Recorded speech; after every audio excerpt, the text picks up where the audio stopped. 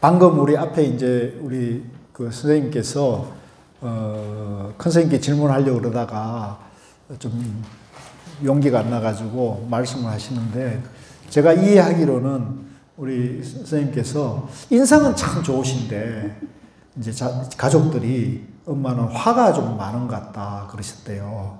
인상은 화 없이, 당신은 화 없이 산다고 생각하는데 이제 주변에서 그렇게 화가 많은 것 같다고 말씀하시고, 직업병, 무슨 직업이셨어요? 약간 반도체 회사에서. 반도체 회사. 검사. 불량품 같은 걸 발견하는, 하자를 발견하는 그런 직업병인데, 사람을 이렇게 대하면 자꾸 이렇게 단점이나 뭔가 이렇게 조금 아쉬운 점이 이제 눈에 보이니까 그거를 이렇게 이제 탁탁 찍는 직업병이죠. 업이죠. 이제 그러다 보니까 이제 그런 관계들이 조금 불편해지고 이럴 수 있고, 또 마음도 불편하고 그런 게 되죠. 그래서 그런 것이 있는데, 이제 이 선명상을 하면 과연 바뀔 수가 있느냐라고 물었습니다. 다 공감하죠? 네, 저도 그랬습니다. 저도 지금은 좀 저런데, 저도 젊었을 때 굉장히 날카로웠어요. 네, 그래서 옳고 그름에 대해서 저는 아주 목숨 거는, 지금도 약간 그런 게 있어요. 지금도 약간 그런 게 있는데, 이제 결정적으로는 화두에 딱 체험이 되니까, 화두 삼매가 딱 체험이 되니까 모든 생각이 탁 끊어지더라고요. 그러니까 아까 어제도 말씀드렸지, 제 마음 안에 형광등을 켜고 환하게 하자니까 옳고 그름이나 또 믿고 고운 문제 이런 것들이 싹 달아나고, 제 마음이 그냥 환하게, 이제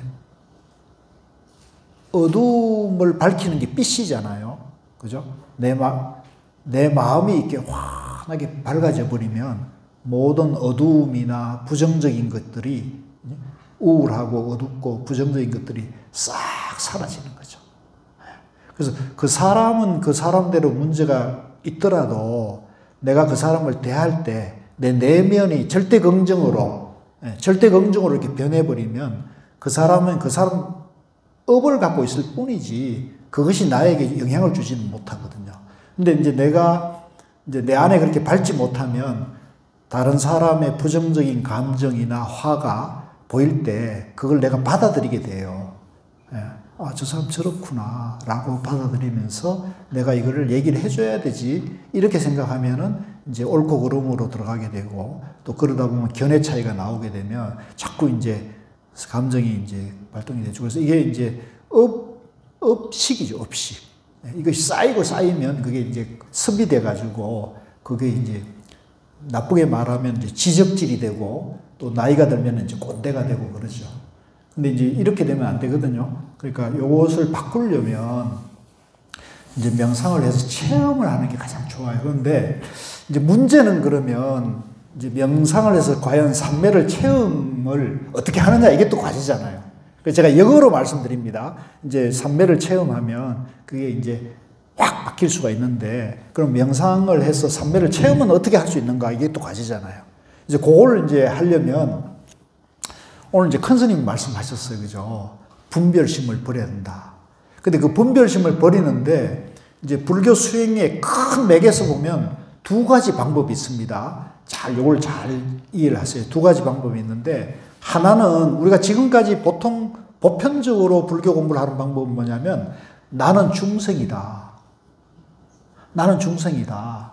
나는 중생으로 태어났다. 윤회하는 중생이다. 라고 받아들여가지고, 그러면 이 중생이 내 안의 괴로움이나 화를 어떻게 하면 이걸 해결할 것인가? 그럼 부처님 공부를 해가지고, 부처님 불교 공부를 해가지고, 계속 수행 정진해가지고, 이제 결국은 수다원, 사다함, 아라한과를 성취하면은, 이제 견성성불하게 되면 생사윤회에서, 모든 업에서 해탈한다는 거죠. 해탈한다. 그래서, 그죠? 그래서 중생에서 부처가 되는 길을 제시한 게 있어요. 이게 쉽습니까? 어렵습니까? 이게 또 많지 않아요. 이런 불교가 있는 거예요. 이런 불교. 이게 이제 흔히 말할 때 크게 보면 교학이라고 그래요. 교학이라고 그러고 교종이라고 들어봤죠? 선교 양종할 때, 선종 교종할 때 교의 입장이 이런 거예요. 그 8만 대장경이 전부 이 얘기를 하고 있습니다. 부처님의 모든 경전이 다 중생이 부처되는 것을 모든 얘기가 똑같은 얘기예요. 깨달음을 해야 한다는 얘기고. 그래서 요건데, 제가 이제 고우 스님이나 해국 스님이나 이런 선방에 와서 스님들을 만났을 때 얘기는 전혀 다르게 얘기를 하는 거예요. 그 다르게 얘기하는, 이제 우리가 지금까지 공부는 다 이렇게 배워왔거든요. 조계사에도 다 이렇게 얘기할 거예요. 열이면 열, 백이면 백, 다 똑같이 이렇게 얘기합니다. 중생이 부처된 얘기하는데, 선에 와서는, 선방에 와서는, 가나선에서는 이렇게 얘기를 하잖아요. 아까 얘기 들으셨죠? 뭐라 그래요? 우리가 뭐래요? 우리가 본래 부처다는 거예요. 우리가 이대로 부처라는 거예요. 이게 이제 전혀 다른 얘기를 하는 거예요. 저도 고우스님 만나서 처음 얘기 듣고 잘 이해가 안 됐어요. 그래서 제가 이제 일화를 잘 들리면, 스님, 불교가 뭡니까? 이렇게 물었거든요. 고우스님. 그랬더니 스님께서 뭐라고 대자면, 왜 멀쩡한 양반이 쌍놈이 되려고 합니까? 이렇게 답하시는 거예요. 아니, 내가 불교를 물었는데 왜 멀쩡한 양반이 쌍놈이 되려고 합니까? 이렇게 성문답을 하시는 거예요. 못 알아들었죠. 예? 그러니까 왜 이제 팔뚝을 이렇게 보이시면 왜 멀쩡한 백옥 같은 맨살을 공연히 긁어서 상체기를 내려고 합니까? 그러니까 상체기가 나중에 보니까 표준말이더라고요. 상처. 예. 백옥 같은 맨살을 긁어가지고 왜 상처를 내려고 합니까? 이 두 번째 얘기예요. 사실 그때는 지금 무슨 말인지 못 알아들었어요. 부끄럽지만 무슨 말인지 못 알아들었어요. 근데 어쨌든, 이 어른은 내가 모르는 얘기를 하니까, 다른 분들은 내가 아는 얘기를 해주시는데, 이분은 모르는 얘기를 하니까, 이분의 말씀하신 공부를 내가 해야겠다. 이 발심이 됐어요, 저는. 그래서 한 번도 의심하지 않고 계속 이제 법문을 들어다니는데, 이제 어느 정도 되니까 스님께서 이제, 스님, 제가 스님 법문을 들어보니까 좀 제대로 공부를 해야 될 것 같은데 어떻게 하면 좋겠습니까? 이렇게 스님께 여쭈었더니 스님께서 준비를 해놨던 벽장을 탁 열고는 책을 딱 2권을 가지고 저희한테 선물을 주는 거예요. 이걸 보고 읽고 여기에 상권의 근본불교 사상편이라고 있는데 이걸 읽어가지고 부처님 깨달음이 중도연기라는 것을 확실히 이해하면은 8만 대장경이 다 이해됩니다. 그러시더라고. 그 너무 좋잖아요. 그 책을 딱 받아보니까 성철 스님 100일본문이었어요. 그래서 성철 스님 100일본문을 상권의 근본불교 사상편까지를 반복해서 읽어가지고 부처님 깨달음 세계가 뭐라고요? 중도연기라는 것을 확실히 이해해라. 그러면 8만 대장경이 다 알게 된다. 그 너무 이게 깔끔한 그 지침이었죠. 그래서 갖고 와가지고 책을 봤는데 책이 너무 어려운 거예요. 그런데 큰 스님 지침이니까 이제 한 번 읽고 두 번, 세 번쯤 읽으니까 조금 감이 오고 5번쯤 읽으니까 어느 정도 윤곽이 잡혔어요. 그래서 이제 제가 전체적으로 완전히 이해하는 것은 10년이 걸렸어요. 10번쯤 읽었어요. 10번쯤 읽어가지고 부처님 깨달은 세계가 중도연기라는 거 딱 이해가 되니까 그렇게 마음도 편하고 이 세상을 보는 눈이 달라졌어요. 그래서 이제 예전에는 아주 날카로워가지고 이제 옳고 그름에 대해서 시비분별이 분명했는데 이제 가사 이제 이 중도연기라는 것은 아까 이제 큰 스님 법문에 그렇잖아요. 나나 여러분들이나 다 그죠? 똑같은 존재다. 둘이 아니다. 이게 이제 중도연기라는 세계관이에요. 이 우주 만물이 전부 연기로 존재하기 때문에 연기 아닌 것이 없단 말이에요. 교회 다니는 사람도 절에 다니는 사람도 성당에 다니는 사람도 다 중도 연기로 존재하는 거예요. 그죠? 그러니까 똑같은 거죠. 그래서 그게 이해되니까 이제 그렇게 날카로웠던 생각도 많이 이렇게 순화가 되고 세상을 보는데 의심도 없어지고 의문도 없어졌어요. 그래서 지금도 저는 뭐 제가 모르는 그 용어나 개념 또는 언어를 얘기하면 못 알아듣지만 이제 이치로 따지면은 저는 다 알겠어요. 그래서 어느 정도 마음도 편해지고 좋았는데 문제는 여전히 짜증과 화가 나는 거예요. 제 마음속에. 내가 내가 도를 알았다고 생각하는데, 이해했다고 생각하는데, 왜 마음이, 왜 스트레스를 느끼고, 왜 괴로움을 느낄까? 그래서 이제 스님께 가서 물었어요. 스님, 제가 좀 이해했는데, 도를 이해했는데, 여전히 짜증이 나고, 스트레스를 느낍니다. 그랬더니, 스님께서 불교 공부는 이해만 갖고 되는 게 아니다고. 그것을 이해한 것을 바탕으로, 그것을 중도 연기를 체험을 하고 생활에 실천을 해서 깨달아야 한다. 여러분들 이해되죠? 그러니까 자, 요 공부는 요런 거예요. 일단 이해를 해야 돼요. 현대인들은 지적으로 굉장히 발달해 있어요. 그죠? 우리 대한민국 사람들 99.9%가 문명에서 해방이 됐어요. 누구든지 책을 볼 수가 있거든요. 근데 이제 책이 근데 문제는 8만 대장경이 있으니까 부처님 가르치면 너무 방대해가지고 갈피를 못 잡아요. 이건 전문가들도 힘들어요. 그래서 어떤 분은 와가지고 초기 불교, 남방 불교 얘기하고 어떤 분은 대성을 얘기하고 어떤 분은 가나선을 얘기하고 이러니까 뭐 같은 조계종이라도 이게 조계종 맞나 할 정도로 혼란스러운 게 사실이거든요. 스님들마다 다 달라고.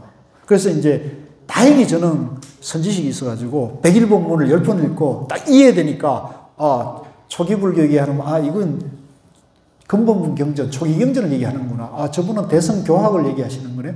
저분은 선을 얘기하는구나. 저분은 묵조를 얘기하는구나. 저분은 위파사를 이게 이제 이해가 되더라고요. 그런데 이제 이것이 이제 생각일 뿐이고 내 이제 마음의 변화 또 내 삶의 변화는 안 되더라고요. 이제 그거를 이제 하기 위해서 스님께서 그러면 어떻게 됩니까? 화두를 드는 것이 가장 좋다 그러셨어요. 이제 연불도 좋고, 이제 절도 좋고, 위파사나도 좋고, 고우스님 그러셨어요. 모든 불교 수행법이 다 평등하고 좋은데, 이제 화두가 가장 빠르다는 말씀을 하셨어요. 그래서 저는 이제 가르침대로 해가지고 이제 이렇게 왔어요. 그래서 지난번에 말씀드린 대로 제가 이제, 화두가 한 3시간 정도 화두 삼매를 딱 체험하니까 이제 화가 없어졌어요.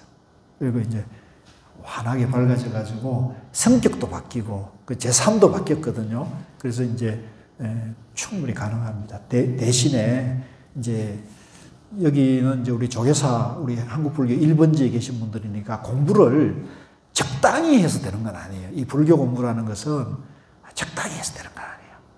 조금 이제 체계적으로 목표를 가지고 가서 한 10년 정도 목표를 정해가지고 하는데 저의 경우는 이제 저는 제 경험을 얘기하는 거니까 성철 스님 101법문 상권의 근본불교 사상편이 약 한 250쪽 정도 돼요. 그걸 매일 놓고 매일 10분만 읽어도 돼요. 10분씩 읽으면요 한 달에 다 읽을 수 있거든요. 한 달에 한 번, 1년이면 12번 읽으니까 1년 안에 이해 못하겠어요? 근데 그거 101법문이 굉장히 어렵던데. 어렵죠. 그러니까 제가 이렇게 10번 읽으라고.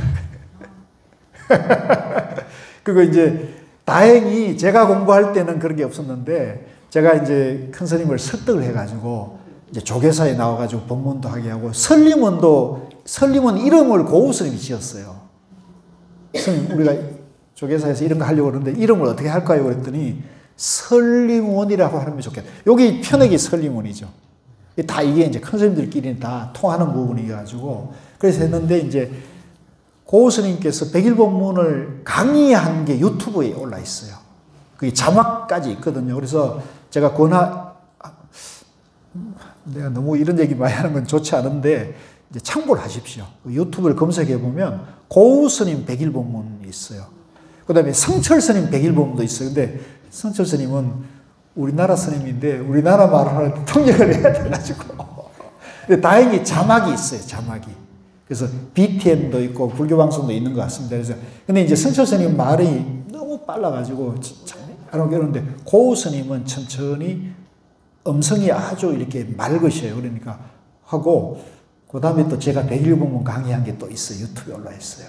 저는 눈높이를 확 낮춰서 제 공부의 경험을 가지고 하니까 여러분들인데는 오히려 조금 더 도움이 될 수도 있을 거예요. 그러니까 그걸 참조하셔가지고 그러니까 유튜브도 수시로 듣고 집에서 그 책을 하루에 10분씩만 읽어요. 그래서 그렇게 하시면 이제 그 부처님 깨달음 세계가 불교가 이해가 되는 거예요. 불교가 이해만 돼도 얼마나 좋아요.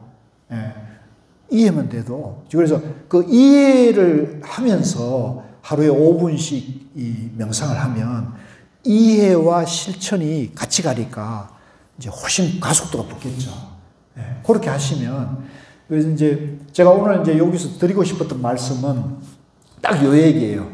네. 이제 평소에 여러분들이 이제 설리몬이나 조계사에 이제 여러 경전 공부하는 건 그대로 진도를 나가되 이제 집에 가셔가지고 백일법문 상권을 하나 구하셔요. 상권. 구하기 쉽습니다. 없으면 저희한테 연락 주세요. 제가 보내드릴게요. 상권을, 성철스님 백일법문 상권을 구해가지고 거기 보면 쭉 읽어 나가십시오. 하루에 10분씩 딱 약속을 정해서 읽어 나가면서 하루에 몇 분씩 명상한다고요?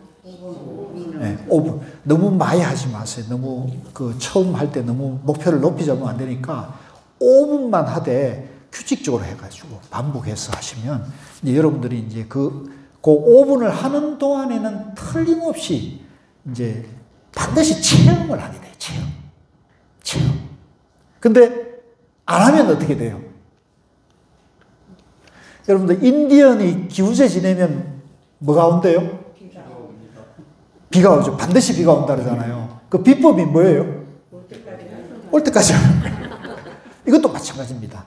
이 공부도 마찬가지예요. 삼매가 체험될 때까지 해야 돼요. 중간에 안 하면 비가 안 와요. 비도 안 하고 체험이 안 돼요. 이 불교 공부는 반드시 체험이 돼야 돼요. 만약에 여러분들이 불자이고 불교를 공부하는데 자기 체험이 없으면 평생 여러분들이 남의 말을 들어야 돼요. 남의 말을 들어야 된다고요. 근데 이 부처님 가르침은 그런 게 아니거든요. 부처님 가르침은 내가 깨달아서 내가 부처되는 공부란 말이에요. 이게 믿음의 공부가 아니에요. 가끔 어떤 분들이 이제 그 믿음, 불교도 믿음을 얘기하고 이제 정토에 태어나는 걸 발언해야 얘기하는데 그건 이제 사실은 방편입니다. 방편. 일체 중생이 다 불성이 있고 부처의 성품을 가지고 있고 부처로 살아야 반드시 해탈할 수 있는 거예요. 그래서 이걸 꼭 명심하셔가지고요. 요 어렵지 않습니다. 요 길을 딱 제시한 대로 쭉 가면 돼요. 근데 이제 가다가 보면 유혹도 있고 흔들림도 있거든요. 근데 저는 이제 참 고마운 게 나는 고스님 한번 딱 보고는 이분이다는 생각하고 흔들림이 없었어요. 그러다 보니까 제가 이제 마음도 편해지고 이제 4년 전에 돌아가셨거든요. 돌아가실 때 제가 이제 스님이 살아계실 때보다 돌아가실 무렵에 내가 정말로 위대한 분을 내가 만났구나 이런 생각이 드는 거예요. 그러니까 살아계실 때 법문 듣는 때보다도 돌아가실 무렵에 훨씬 더 내가 감동이 되고 그 고마움을 느꼈어요. 지금도 마찬가지입니다. 그래서 저는 고 스님을 살아계신 부처님이었다고 나는 보는 입장이에요. 나는 살아계신 부처님이었다고 생각해요. 왜냐하면 내가 그동안 조계종에서 30년간 조계종 밥을 먹고 큰 스님, 작은 스님을 다 경험을 했는데 고 스님처럼 법에 대해서나 분명할 뿐만 아니라 언행이 똑같았어요. 말씀과 행동이 똑같았어요. 언행이 일치가 되는 거예요. 이게 아주 중요한 거예요. 생각한 대로 말하고 말한 대로 행동하는 분이었어요. 그러니까 그런 분들 봤어요, 여러분들? 참 보기 만나기 어렵거든요. 그런데 저는 고 스님이 그걸 배웠어요. 그래서 심지어는 이분은요, 이런 얘기하면 좀 그런데 당신 절에 연등을 안 켰어요. 우리 한국 불교는 초파일에 등 켜가지고 절이 먹고 살고 절이 운영하잖아요. 등을 안 켰어요. 초파일 가면은 등 그런 거 안 켜고 와서 스님한테 가서 차 한 잔 얻어먹고 이제 소참 법문 한마디 해주고 끝이에요. 그 등 그러면 다른 절에 가서 다시라고 그렇게 그냥. 또 제사도 안 했어요. 불공도 안 드렸어요. 제사나 등이나 이런 게 절을 유지하고 운영하는데 가장 중요한 방편인데 그걸 안 했어요. 그래서 제가 이제 물었어요. 왜 그걸 안 하십니까? 어떻게 하시려고 그러니까 나는 그냥 순수하게 부처님 가르침대로 살려고 그런다고. 그 우리나라에 수많은 절이 있는데 초파일 때 연등 안다는 절이 딱 두 군데 있어요. 어디게요? 그 뭐 하나는 금방 들었고 또 한 군데 어딜까요? 모르죠? 성철 스님 사셨던 데. 백년암도 초파일 연등 안게. 그러니까 고우스님도 있나. 그러니까 이 성철 스님이나 고우 스님은 이건 부처님 가르침이 아니고 방편이라고 보신 거예요. 당신은 오직 부처님 가르친 대로 살겠다는 거예요. 그래서 이제 이만큼 우리가 철저하게 부처님 가르친 대로 살았는데도 행복하게 잘 사셨어요. 행복하게 참 잘 사셨어요. 그러니까 나는 내가 이런 분을 만나가지고 정말 운이 좋았구나 이런 생각을 합니다. 그래서 이제 부처님 가르침대로 우리가 내 삶과 마음이 이렇게 따라가는 것이 따라가다 보면 틀림없이 됩니다. 또 편하게 질문 됐습니까? 뒤에 분이 먼저 하셨어요. 삼매를 체험할 때 잘못하면 마가 비거나 사고로 빠질 수 있다는 얘기를 맞아요. 우리 그 교재 한번 꺼내 보실래요? 우리 주임님 교재 여분이 있으면 내가 방에 두고 와가지고 하나만 좀 줄 수 있어요. 교재 한번 꺼내 보시고요. 그 뒤에 보면 없는 분들이 옆에 분들하고 같이 보세요. 뒤에 보면은 공부 지침이 있을 거예요. 없는 분들 받으십시오.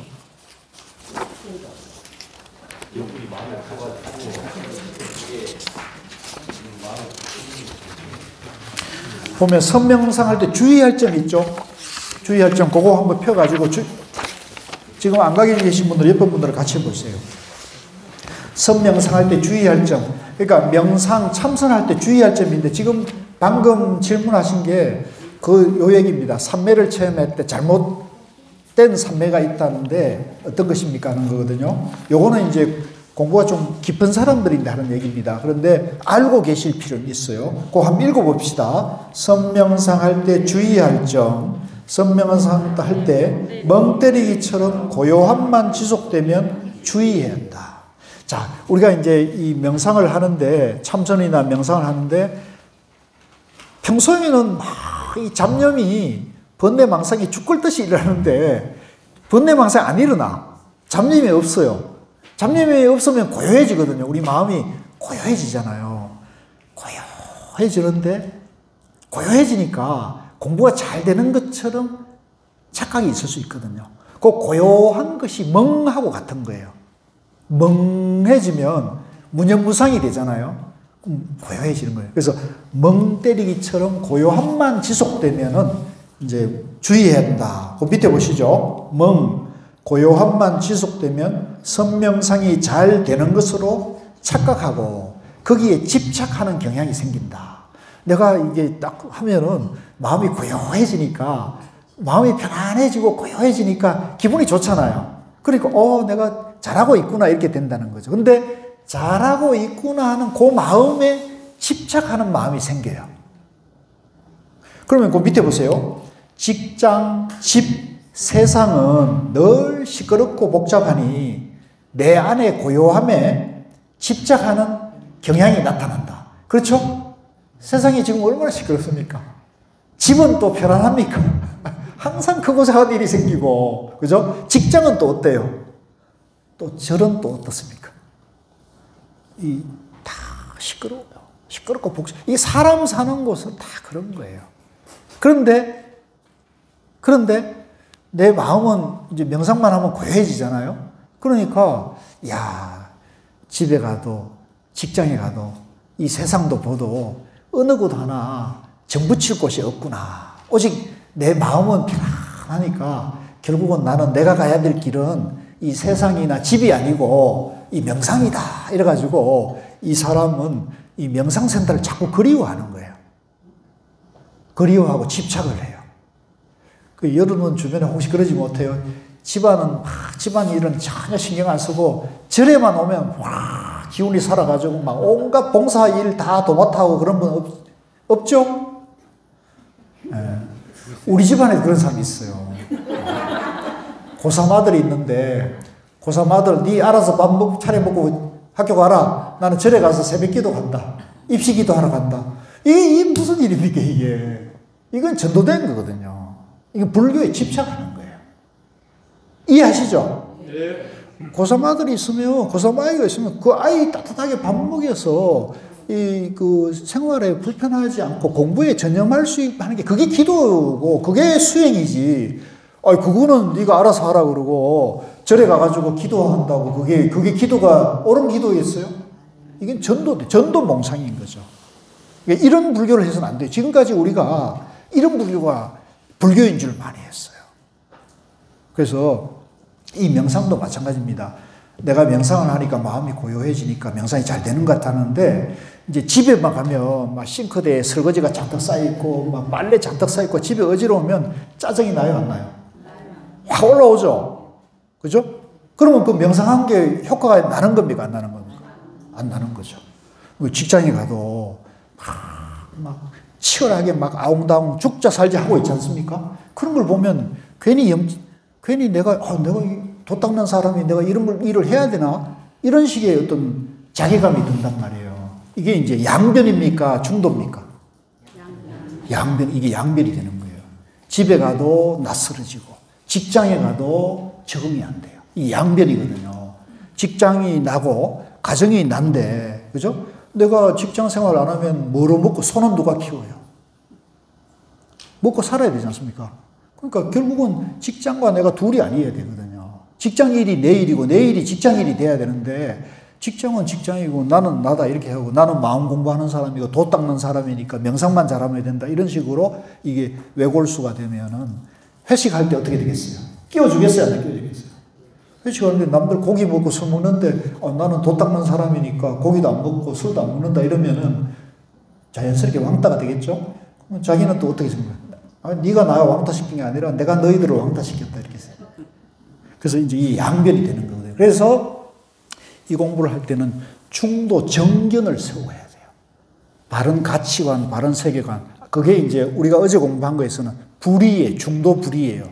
너와 나, 선과 악, 옳고 그름이 둘이 아니다. 하나다는 오늘 큰 스님 계속 얘기하셨잖아요. 그죠? 일체 우주 만물이 나와 둘이 아니다. 본래 완전한 본래 부처들이다.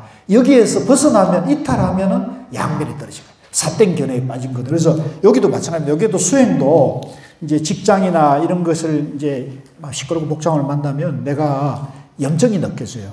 그래서 집안 일이나 직장 일을 소홀히 하게 됩니다. 그리고 이제 이 공부하는 것에 더 집착을 하게 되거든요. 그러면 이제 그래서 세상의 문제나 갈등을 회피하는 경향이 나타나게 돼요. 그리고 이제 그 도피처로 절이나 명상센터를 찾게 됩니다. 그래서 제가 조금 오버해서 말씀드리면 명상센터가 이것 때문에 먹고 살아요. 세상의 도피처로 이게 장사가 되는 거예요. 근데 저는 이건 반대합니다. 저는 이런 명상센터를 반대해요. 이렇게 절이 돼서는 안 된다. 절이나 명상센터는 여러분들이 가정생활, 직장생활을, 사회생활을 도와주는 것이 돼야 돼요.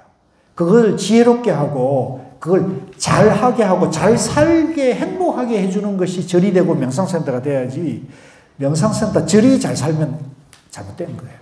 이해하시겠죠? 네, 그래서 분명히 명심을 해야 돼요. 그래서 이것도 명상을 잘못 길을 들면은 고요함만을 빠지게 해가지고 고요함만을 공부로 생각하면은 요런 잘못된 삶의 체험을 하게 된다는 거죠. 그래서 이렇게 되면 생활과 명상 수행이 이원화, 따라서 이원화, 이분법, 예, 둘로 벌어지게 돼요.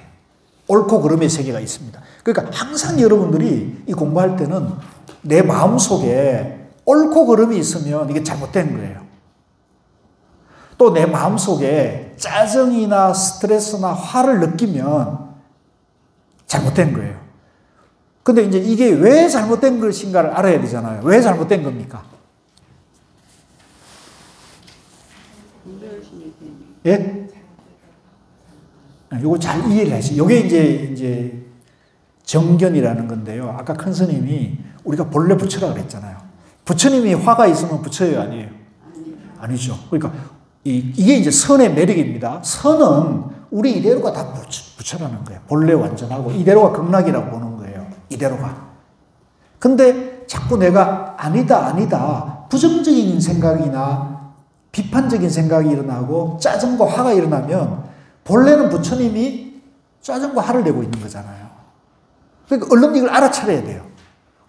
내가 화나네? 짜증나네? 그러면 얼른 알아차리고 이건 잘못된 생각이야. 내가 왜 이런 짜증이 나지? 그 자기 마음을 들여다보면 거기에 내가 옳다는 생각에 집착하고 있는 걸 자기가 알 수 있거든요. 내가 나에 집착하고 있구나. 내가 옳다는 데 집착하고 있구나를 알아차려야 돼요. 그러면 어떻게 해야 돼요? 알아차렸을 때 어떻게 해야 돼요? 놓아버려야 돼요. 내가 옳다는 생각도 놓아버리고 시비분별도 놓아버리고 여여한 마음, 편안한 마음으로 회복해요. 얼른 회복돼요. 그러면 마음이 편해지죠. 그렇게 그걸 반복해서 훈련하는 게 명상이에요. 그래서 이제 이렇게 이제 정견을 갖추고 딱 기준을 잡아야 되는데 이 기준으로 회복되지 않고 치우치어가지고 고요함만을 명상이라고 하고 명상 수행이 집착을 하고 있으면 이런 사람을 우리가 외도라는 거예요. 외도. 따라해보세요. 외도. 마구니. 그래서 이제 좀 제가 재밌는 얘기를 하면은, 이런 이제 잘못된, 편향된 공부를 하는 사람들은 이런 걸 많이 체험하면 체험할수록 자기가 공부가 잘 되는 것처럼 할 거 아닙니까? 야, 내가 딱 가면은 나는 딱 삼매에 딱 들어가가지고 마음이 편하고 좋다 이렇게 생각하니까 자기 마음은 공부가 잘 되는데 집에서나 직장에서나 친구들이 이 공부를 인정해요, 안 해요? 다 인정 안 하죠. 왜? 이 사람이 말은 안 바뀌었거든. 자기 마음은 좀 고요한 것을 체험을 했을지라도 이게 자기 마음만 그런 사람은 양변에 떨어진 사람은 은행일치가 안 돼요. 예. 이게 생각이 항상 치우쳐져 있기 때문에 그 치우쳐진 생각대로 말하고 행동하거든요. 그럼 우리가 옆에 사람들이 보면 상식에 벗어난 행동을 자꾸 한단 말이에요. 상식에 벗어난 말, 행동을 하는 거예요. 딱 보면 알죠. 근데 이제 이런 사람들이 이제 조금 공부가 이제 치우친 공부지만 조금 깊어지면은 이 세상에 대해서 약간 이제 신기를 또 느낄 수 있거든요. 가령 예를 들면은 여러분들이 점집 하시는 분이나 무당하는 분들이 기도하러 간다 그러잖아요. 어디 절에 가서 기도하고 한 보름 기도하고 오면 식이 맑아져 와가지고 뭘 이렇게 척척 본다 그러잖아요. 그죠? 그러다가 또 이게 또 힘이 해지면 또 기도하러 또 가잖아요. 그거는 사람이 누구나 갖고 있는 우리가 본래 지혜와 본래 삼매로 되어 있기 때문에 누구든지 기도를 하면 그런 수련을 하면 그런 능력이 개발이 돼요. 누구든지 되는 겁니다. 안 되는 사람이 없어요. 근데 이제 그런 인연이 이제 발동해가지고 그 세계 안에서 이제 그런 인연들이 작용해가지고 이제 기도해서 이렇게 하는 거 요령을 배우잖아요. 하면은 보이는 거예요. 근데 이제 불교에서는 이런 능력이 생기더라도 이걸 쓰라 그랬어요. 쓰지 말라 그랬어요. 쓰면 안 된다 그랬어요. 운명을 예언하거나 이런 걸 하지 말라 그랬어요. 그것은 삿된 행위라는 거죠. 그래서 불교에서는 그런 것도 일체 금하는데 근데 이게 재미가 있잖아요. 그리고 세상 사람을 현혹시키기는 이게 좋거든요. 그러니까 이런 공부를 해가지고 자기가 그런 능력이 조금 개발된 사람은 누구인데 가서 이제 얘기하는 거예요. 그래서 여러분들 천공이라고 알아요? 정법시대라고 알아요? 그 사람이 대표적이에요. 그런 사람들이 조금 아는 소리를 하는 거예요. 근데 우리가 딱 들어보면 전부 거짓말이거든요. 근데 똑똑한 사람들이 그런데 속는 거예요. 왜? 똑똑한 사람들은 평생 자기 출세 위주로 공부를 했거든요. 남을 배려하고 남을 그런 생각을 안 해봤는데 그 사람은 아주 밑바닥에 원초적인 얘기를 해요. 그러면 혹하게 할 거예요. 이해하시겠죠? 그래서 이제 그런 엉뚱한 얘기를 해도 사람들이 속아 넘어갈 수 있는 능력이 이제 개발이 되는 거예요. 근데 이제 그런 사람들이 이제 눈 밝은 사람들인데는 인정을 못 받거든요. 그러면 이제 자기가 자기 표를 내야 되잖아요. 그러면 이제 이 개량 한복을 탁 입거나 아니면 이제 꽁지 머리를 해서 머리를 탁 길러가지고 도인 흉내를 내는 거예요. 왜? 도라는 걸 드러내야 한다고 생각하는 거지. 도라는 건 그런 게 아닌데 상에서 상을 여의는 게 도잖아요. 근데 도를 드러내서 과시해줘야 남들인데 인정받고 대접을 받으니까 이제 꽁지머리를 하고 또 수염도 기르고 또 옷도 이제 턱 빼입고 이렇게 하는 거죠. 이해되시죠? 무슨 세상이 이제 조금 세상 돌아가는 게 보이죠? 안 보여요? 보이죠? 다 이런 세계인 거예요. 그래서 이제 이런데 속으면 안 된다. 이걸 우리는 외도라 그러는 거예요. 외도. 도는 돈데 정도가 아니고 외도로 된 거예요. 외도도 능력이 있는 거예요. 그래서 뭐 허경영이나 그 천공이 지금 막 어마어마하게 부자가 됐다는 거 아닙니까? 예? 그건 힘이 있는 거예요. 마구니도 힘이 있는 거예요. 그래서 지금 제가 봤을 때는 이 정말로 정법이 쇠하고 이 마구니의 전성시대가 되는 거예요. 그리고 그것이 이제 이 지금 한국 사회를 움직이는 사람들이 정신적으로 빈곤하기 때문에 그런 거예요. 그러니까 권력이나 물질은 많이 가지고 있는데 이 정신적인 그런 것들이 공허함이 생기니까 그런 마구니들이 탁 나타나가지고 그거를 딱 잡아주니까 혹 가는 거예요. 그래서 우리 한국 사회에 지금 이 환란이 왜 일어났냐면 그런 마구니 장난에 서 거예요. 그래서 저는 다행히 우리 조계종원 총원장 스님이 이제 이 선명상을 통해서 우리가 이제 우리 국민들을 행복하게 하고 마음을 편안하게 하는 길을 가자는 게 난 너무 반가운 거야. 저 같은 사람이 혼자서는 이게 안 되거든요. 근데 총원장 스님 힘이 있잖아요. 그죠? 그래서 저는 그동안은 선방 다니면서 우리 해국 스님이나 이런 큰 스님들 모시고 일을 많이 했는데 이게 한계가 있더라고요. 그동안은 총무원이 별로 협조가 안 됐어요. 근데 지금은 총무원장 선생님 앞장서서 하자 그러니까 저 같은 사람은 진짜 만세를 부르죠. 좋아요, 안 좋아요? 박수 한번 치세요. 정말로, 저는 정말로 좋은 일입니다. 그래서 이제 다시 공부로 돌아와가지고 그러면 어떻게 해야 되느냐. 밑에 보세요. 선명상의 점검과 정견 공부의 필요. 읽읍시다. 선명상 할 때 화두, 호흡, 또렷또렷하니 밝음과 고요함을 하나로 나와 너, 나와 세상, 생활과 명상 수행이 둘이 아니다는 정경 공부를 지속해야 한다. 이게 이제 중요한. 그래서 우리 공부하실 때요, 하루 5분 명상을 생활화해가지고 체험될 때까지 계속 절대 멈추면 안 돼요. 멈추면 끝나요. 계속 해야 돼요. 안 돼도 해야 돼요. 안 돼도 습관을 들여요. 습관을. 안 돼도 해야 돼요. 하고 이 설림원에서 수련회 같은 거 하잖아요. 가끔.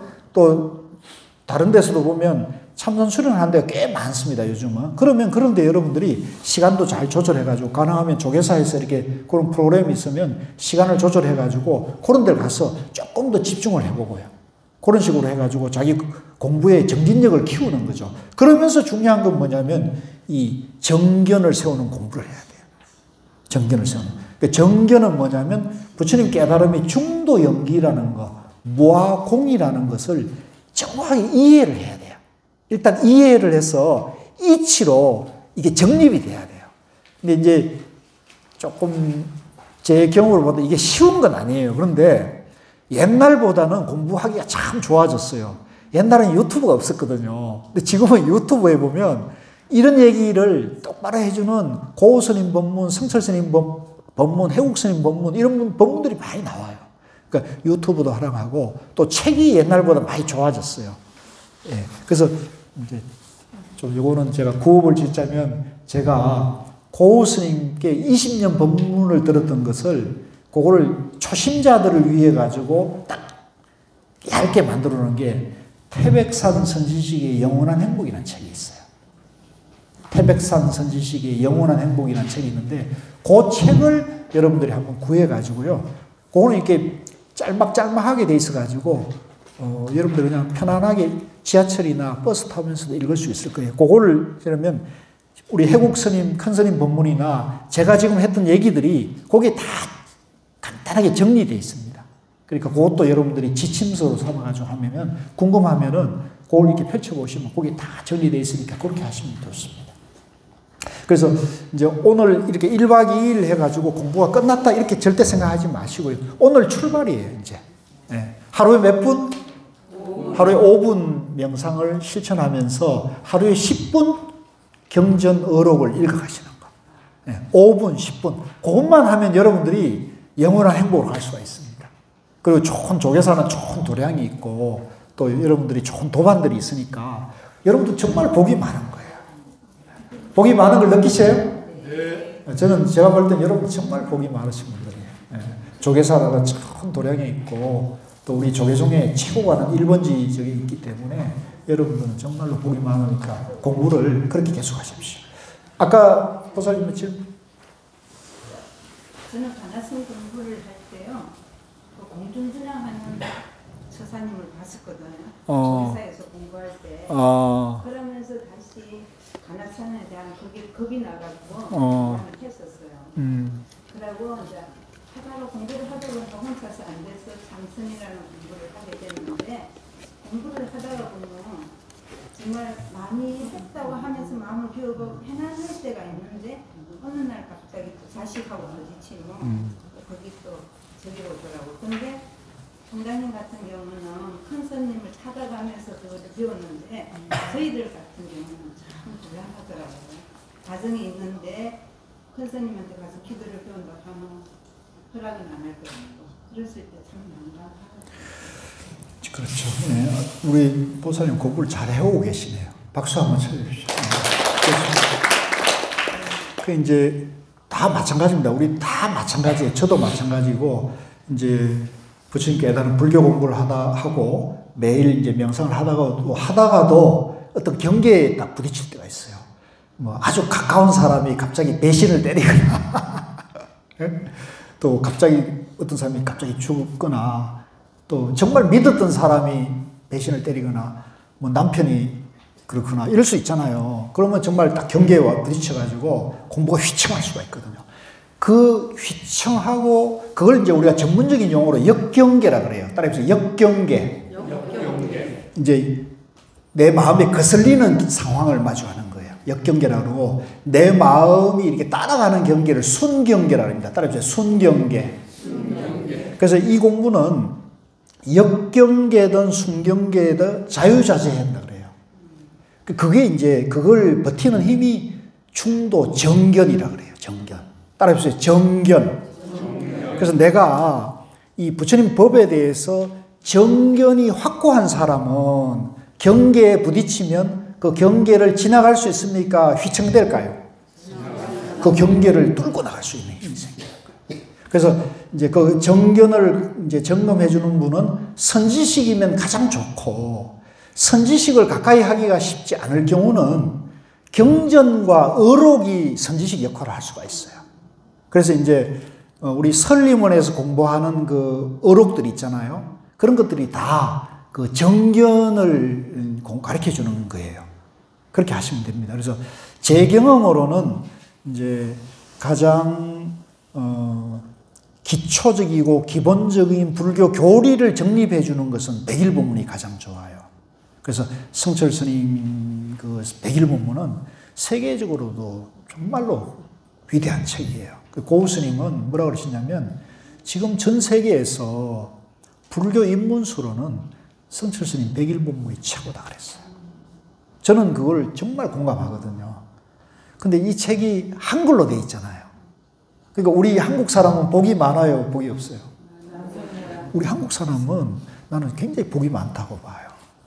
지금 남방 같은 경우는 이제 불교의 절반이 남방에 있거든요. 남방은 이 경전을 초기 경전만을 부처님 가르침으로 봐요. 이제 한문으로 보면 아한부계통의 경전이고 이제 남방 용어로는 니까야라 그래요. 다 들어보셨을 거예요.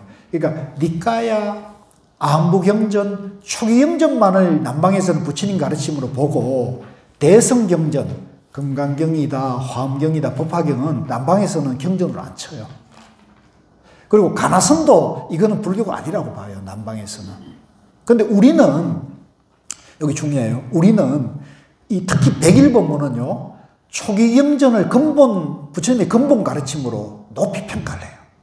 그리고 대성경전도 그 근본 가르침으로 돌아가고자 하는 운동으로 봐요. 그리고 선은, 이 가나선은 이 경전의 어느 문자를 떠나가지고 자기 마음이 부처님 마음으로 바로 들어가는 길을 제시하고 있다고 보거든요. 그러니까 초기 경전이나 대성 경전이나 선어록은 하나예요, 다른 거예요. 다 하나라는 것을 백일본문이 딱 논리적으로 딱 설파를 해놨거든요. 그러니까 이런 책은 남방에 가서 공부할 수가 없어요.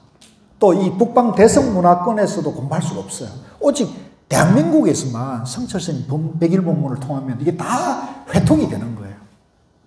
공부해야겠습니까? 안 해도 됩니까? 해야 됩니다. 꼭 해야 돼요. 그래서 제 하나의 욕심이 있다면 조계사에 백일본문 강좌를, 강독회를 여는 거예요. 이게 제 소원인데 될지 모르겠습니다. 원력은 이루어지. 원력은 이루어진다. 진짜 지금은 제가 너무 바빠가지고 총무원장 선생님 일도 도와야 되고 제 일도 바쁘니까 욕심은 안 내고 이제 이런 기회가 있으면 이제 소원을 말해봐. 뭐라고요, 제 소원이? 여러분들 소원은 뭐예요? 백일본문 공부해서 중도 연기를 이해하기, 불교를 이해하기. 그러니까 이 불교가요, 이 공부하기가 쉬워요, 어려워요? 진짜 어렵습니다. 8만 대장에 있어서 전혀 다른 얘기를 하고 있거든요. 어느 곳에 가면은 마음이 부처다는 게 어디 가면 마음도 없다 그러거든요. 어느 곳에 가면은 부처님 깨달음이 중도라 그러고 어떤 가면 팔정도, 어디 가면 사선제, 어디 가면 삼법인, 어디 가면 무아, 어디 가면 공 이런 얘기 하잖아요. 근데 이 백일본문은 그걸 딱 회통을 시켜줘요. 흡사 염주알이 막 흩어져 있으면 너무 어수선하지만 이게 염주 줄로 쫙 깨 있으면 탁 잡히면 되잖아요. 저는 이걸 체험했어요. 부처님 중도 연기를 딱 이해하니까 이게 딱 정립이 되더라. 그리고 그 정립된 바탕에서 화두로 딱 하니까 5분을 5일 만에 확 체험하는 거죠. 그래서 이 가나스는 빠르다는 거예요. 그래서 여러분들에게 제가 이제 저는 결국은 제 경험을 얘기할 수밖에 없기 때문에요. 그리고 어쨌든 총무원장 선생님하고 제가 굉장히 지금 그 공감대가 깊어요. 그래서 제 자랑입니다만은 좀 잡복입니다만은 총무원장 선생님이 그러신대요. 머리 기른 사람 중에는 우리 박 총장이 내 말귀를 가장 잘 알아듣는다.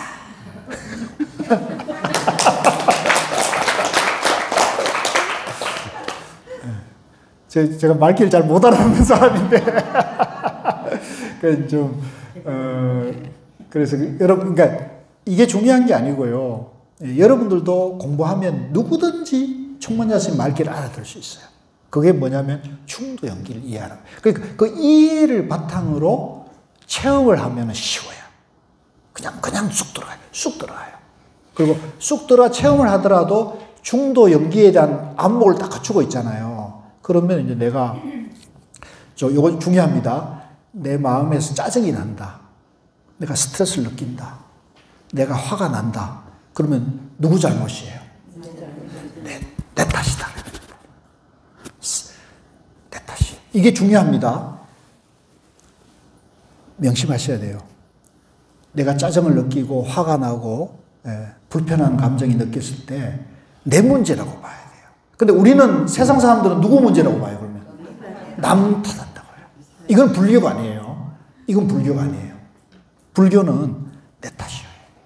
그래서 이제 제가 그 금강경에 여러분들 다 금강경은 다 많이 보셨는데 금강경에 보면 가리왕이 부처님을 만나가지고 부처님이 전생에 인욕보살일 때 사지를 절단하는 악행을 하는 거예요.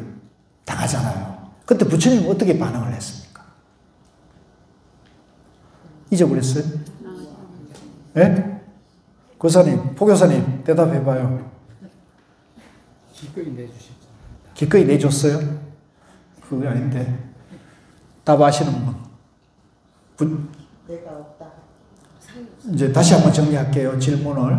이제 부처님이 깨닫기 전에 전생에서 인욕 수행을 할 때, 인욕 수행을 수행자 시절에 깨달음을 향해서 공부를 하다가 숲에서 이제 그 명상을 하고 있었는데 가리왕이, 그 나라의 왕이 가리왕인데 가리왕이 사냥을 나왔다가 너무 고단해가지고 낮잠을 잤대요.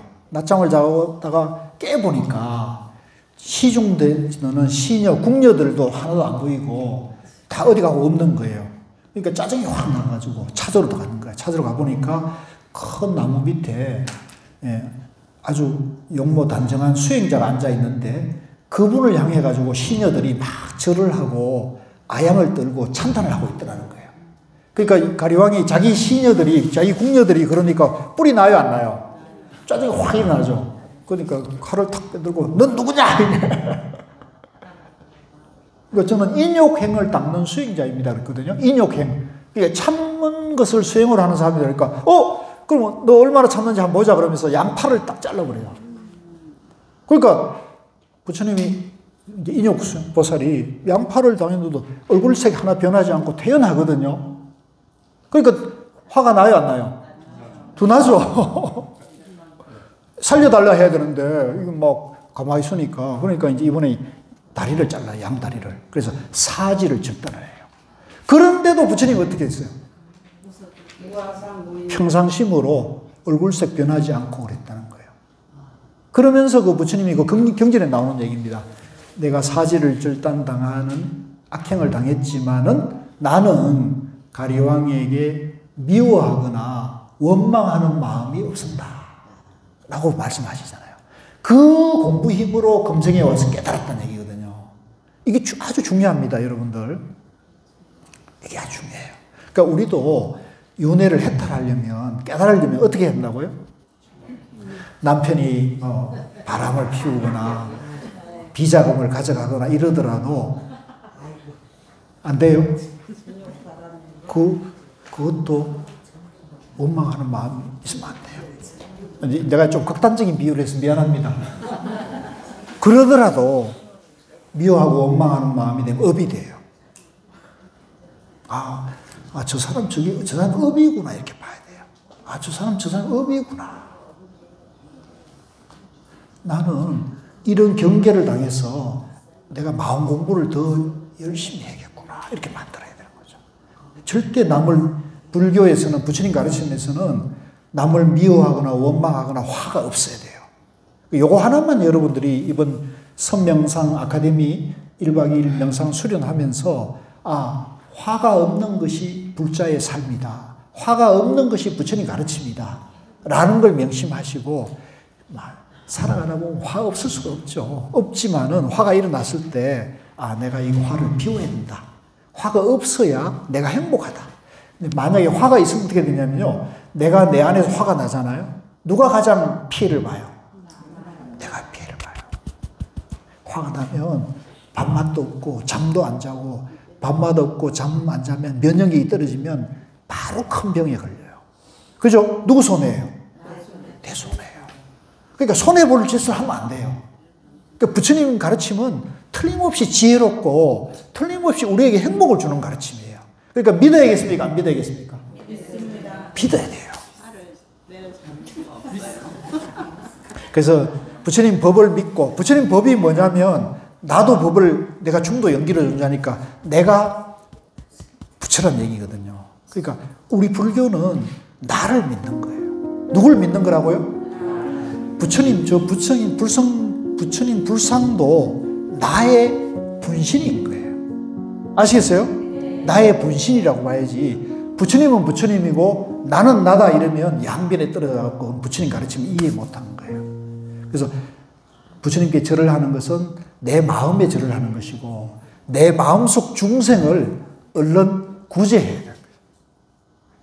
아시겠죠? 네, 그렇게 하시면 이 공부 어렵지 않습니다. 네, 아주 쉬운 공부고 너무 행복한 공부예요. 너무 좋은 거예요. 그러니까 그렇게 하시면 좋습니다. 또 질문 혹시 있나요?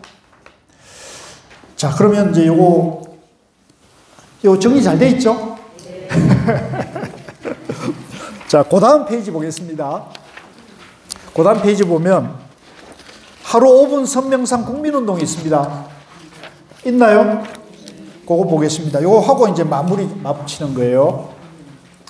하루 5분 선명상 국민운동. 자, 이것은 총원장 스님이 제안해가지고 우리 대한불교 조계종이 준비하고 있는 거예요.